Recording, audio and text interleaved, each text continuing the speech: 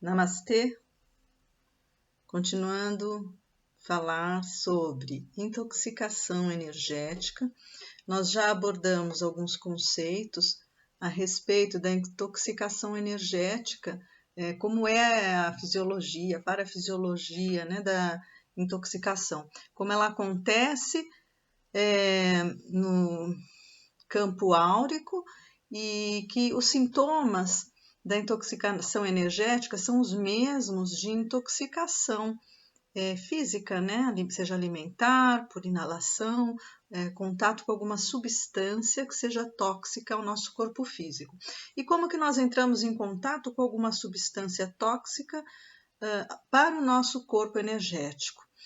No nosso último encontro, eu conversei com vocês a respeito da raiva. A raiva que é uma emoção, né? É uma reação emocional que advém do quê? De uma situação de perigo. Então, nós temos a nossa parte animalizada. Então, você imagina um bichinho, um cachorrinho, eu sempre dou esse exemplo, né? E ele tá ferido, e aí você vai tocar nele, ele fica nervoso, né? Ele pode até te atacar. Por quê? Porque ele está numa situação de perigo, porque ele está com medo, porque ele está sofrendo. E nós temos também esse nosso cérebro límbico que funciona da mesma forma que os animais. E é um cérebro importante porque ele nos auxilia exatamente na nossa manifestação, na nossa jornada terrena. É interessante pensar que nós temos medo, nós temos raiva, e um medo mal trabalhado, ele nos induz a raiva, que também mal trabalhada nos induz a uma série de transtornos, tanto do campo energético, mental, emocional, espiritual, físico, né, em todos os sentidos. Não podemos negar essas emoções que nós temos, mas a gente precisa aprender a trabalhá-las. Agora, eu falei para vocês sobre essa sensação de raiva que nós temos no mundo, em nós mesmos, e que ela, quando está reprimida, em excesso, o que acontece? Ela vai contaminando o nosso campo energético, não é? Então, ela forma uma entidade energética de raiva, podemos dizer, é um bloco de raiva, né? Para quem pode enxergar, vai enxergar uma obstrução energética no campo áurico, escura e densa. E essa obstrução, essa condensação energética pesada, não só da raiva, né? Tem do medo, da raiva, não importa, que são emoções, quando desproporcionais e descabidas, extremamente desfavoráveis, prejudiciais à nossa saúde. Então, quando a gente forma esse bloco de energia negativa, o que acontece? A nossa sintonia vibratória cai muito. E aí, nós nos sintonizamos aos espíritos que têm a mesma energia que a gente. Nós nos sintonizamos a ambientes, a pessoas que estão vibrando nessa energia. Não porque a gente queira, mas porque está ali no nosso campo áurico, essas energias se sintonizam e você acaba trazendo mais para si. É como se essa entidade energética da raiva, ela se nutrisse de mais raiva, seja a sua ou seja do outro, né? Então ela se afina a esse campo de energia. Tudo é sintonia, né? Sintonia vibratória. Então você está na mesma vibração e ela se nutre disso, né? É impressionante como essa entidade energética que a gente mesmo cria, ela é capaz de atrair as emoções que estão no mesmo grau de densidade, né? Na mesma sintonia. Ela vive como uma sombra em nós, porque sombra. Aí nós podemos até trazer o conceito junguiano da sombra, não da parte positiva, né? Porque sombra tem coisas boas, coisas ruins. Então, das coisas mais negativas que nós não aceitamos em nós e que ficam ali reprimidas, como por exemplo a raiva, ela se torna um espectro, né? Uma sombra que nos acompanha. E aí vem uma série de transtornos psicológicos, até dissociativos, referentes a esse campo de energia. Então, existe uma grande junção, né, das questões mentais, emocionais e do campo energético. Tá? E aí, por exemplo, médiuns de incorporação, que sentem muito a energia, né, dos espíritos, você pode crer, você pode ver que o médium ele atrai exatamente a energia similar com aquelas emoções negativas que ele ainda não soube trabalhar, né? Então ele tem muita raiva, ele vai trazer para si, vai incorporar espíritos com muita raiva, né? Agora, se ele não trabalha muito bem o campo do sofrimento, ele pode trazer espíritos doentes, depende muito da questão que o médium precisa trabalhar, ou espíritos que se sentem entristecidos, né? Ou com muito medo, enfim, existe essa afinidade, porque se não há essa afinidade, não tem como o espírito se manifestar. Para o espírito se manifestar através do médium, precisa haver uma afinidade de algum modo, né? Ah, mas eu então sou uma porcaria, né? Porque eu traio um monte de obsessor. Não, não é isso.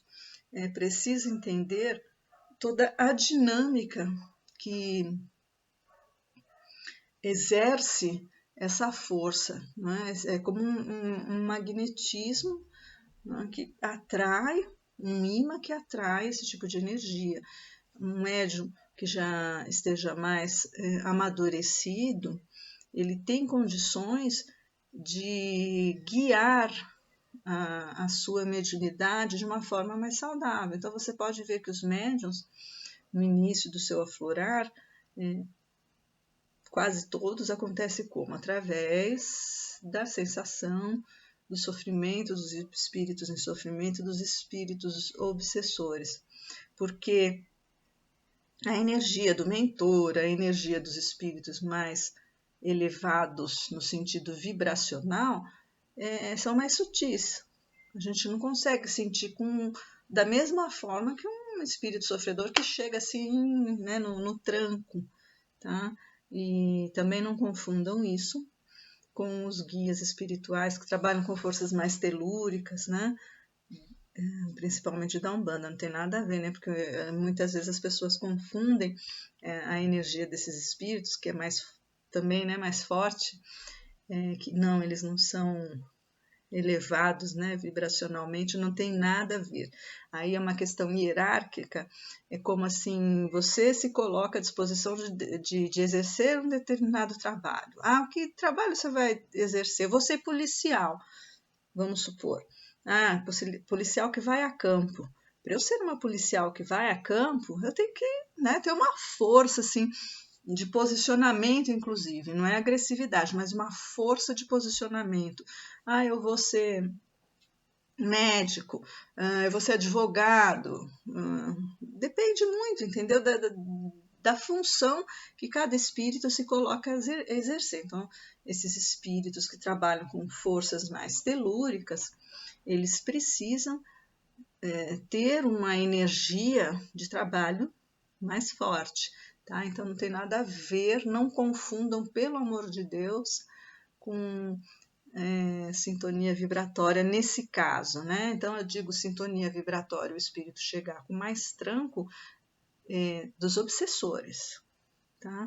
Aí sim é porque eles estão densos, estão em sofrimento, estão muito apegados à matéria terrena, né? São muito apegados à matéria terrena.